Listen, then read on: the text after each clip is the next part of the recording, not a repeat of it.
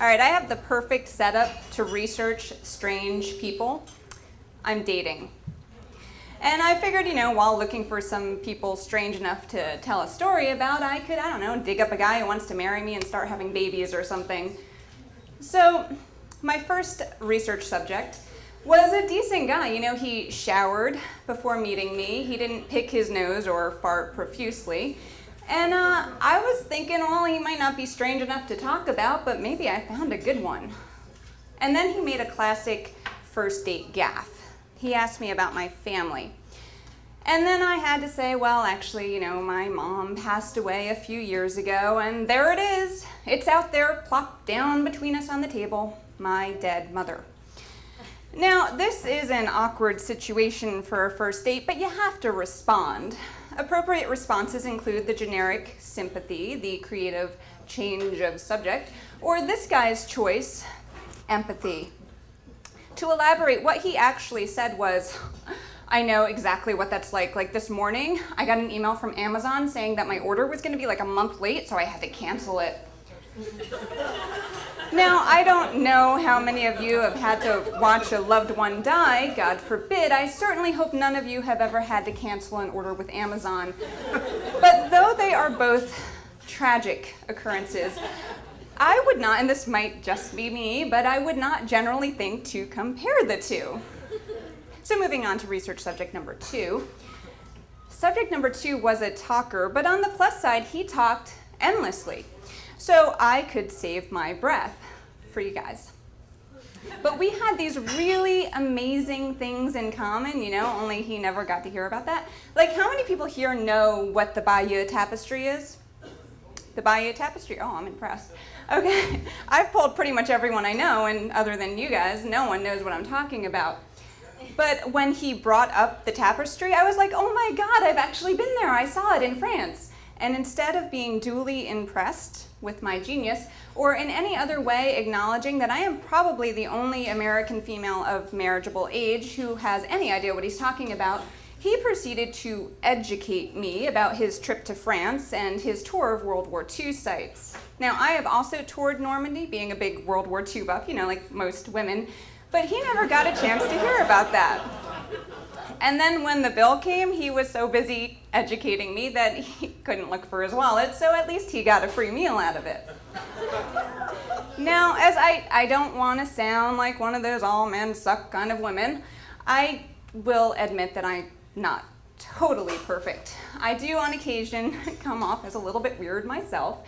For example, subject 3 was a really nice guy. The kind that makes you think about a house with a lawn and lots of puppies running around or something.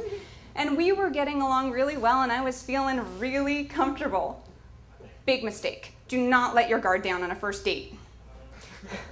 When I got cozy enough, I shared a bit too much.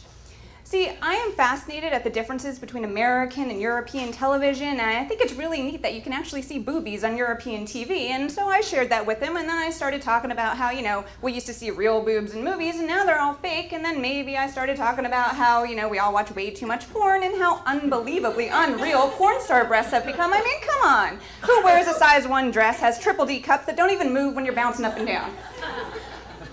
Okay, so maybe subject 3 just didn't share my obsession with breasts, but that's not weird for a straight guy, right? Still, I hadn't quite struck gold with anyone, a Mr. Bigley or a Mr. Right. I needed something more. I needed something special. I needed subject 4. Number 4 and I met for dinner, and he was, frankly, kind of boring. But he was okay to look at, had a good job, and seemed stable. And then we were having a good time, and then the end of the night came, and he said, I think we need to have a talk, and a million thoughts raced through my head, but I had no idea what was to come. He said, I need you to understand something about myself. I need you to understand that I am part of a community. I am part of a BDSM community. So I said, oh, okay, is that like a fantasy football league? He said, not exactly. Actually, it stands for bondage, discipline, and sadomasochism, and it's a very important part of my life. Suddenly, number 4 wasn't seeming so boring anymore. But then when he told me what he likes to do with gags and how he uses straps and whips and clamps, I realized I'm just not quite ready to do anything for the story. So, moving on to subject number 5. There was just something a little bit off about subject 5 right from the get-go, and I can't really explain it, except his hobby was photography, and that's totally cool, but like, the one thing he liked to photograph the most was flowers. Like, he'd fly all over the world photographing orchids, and I thought, okay, well, that's artistic. And then we started talking about dogs. I have a dog, he wants a dog. I said, oh my God, well, what kind do you want? And he said, the cutest dog in the world, of course, a Bichon Frise.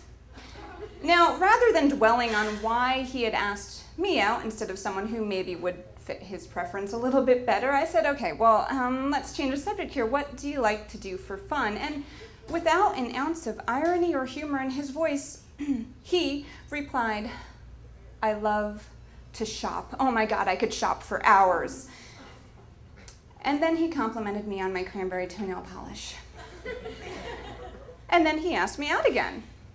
So I thought about this. I instead of just saying no, I thought about how I should respond to him. And I thought about the Mr. Bigleys that I had met and the Mr. Wrights that I had not met and all the strange people out there that are yet to come. And I realized that, the world of dating is maybe just a little bit too strange for me. And besides, who doesn't love a gay boyfriend?